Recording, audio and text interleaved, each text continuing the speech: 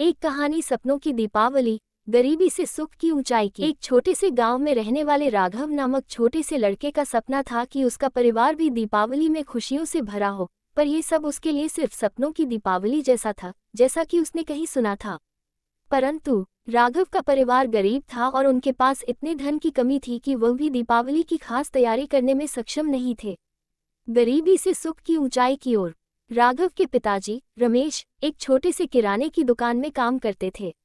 वे अपने मेहनती काम से परिवार का पेट पल रहे थे, लेकिन दीपावली के लिए धन की कमी उन्हें परेशान कर रही थी। राघव, जो एक आत्मनिर्भर बच्चा था, ने तय किया कि वो अपने सपनों को पूरा करने के लिए कुछ करेगा। साझा करेंगे दुख और खुशी। गरीबी के दिनों में दीपावली का त्योहार। राघव ने अपने दोस्तों और पड़ोसियों से मदद मांगी और साथ मिलकर एक छोटे से दिवाली मेले का आयोजन किया। वे सभी मिलकर दीपावली के त्योहार के लिए तैयारी करने लगे और उन्होंने अपने गांव को सजाया, और उस मेले में राघव ने बहुत पैसा कमाया और उसकी कोशिश सफल रही। आपत्ति से समर्थन की ओर। एक गरीब परिवार की दीपावली। दीपावली की रात राघव ने अपने गांव के बच्चों के साथ दीपावली की मिठास बांटी और उन्हें नई उम्मीद और सपनों की महक महसूस हुई। उन्होंने गरीबी के बावजूद सुख की ऊंचाई को छूने का संदेश दिया। राघव ने सीखा कि सपने हमें महसूस होते हैं और उन्हें पूरा करने के लिए हमें मेहनत की आवश्यकता होती है। गरीबी भले ही धन की कमी लाए, लेकिन इससे हमारे सपनों को छूने की क्षमता को कमी नहीं आती। सपनों की दीपावली, सपनों की पुनर्निर्माण।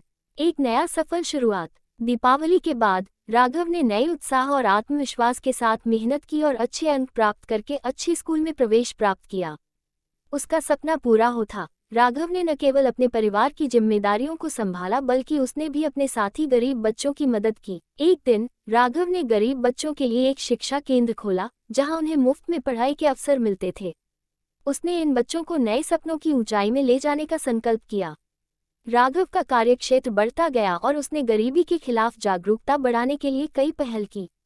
वो एक समाजसेवी बन गया और गरीबों के लिए आर्थिक सहायता पहुंचाने के लिए संगठित हो गया। सपनों की महक, एक सफल जीवन की शुरुआत।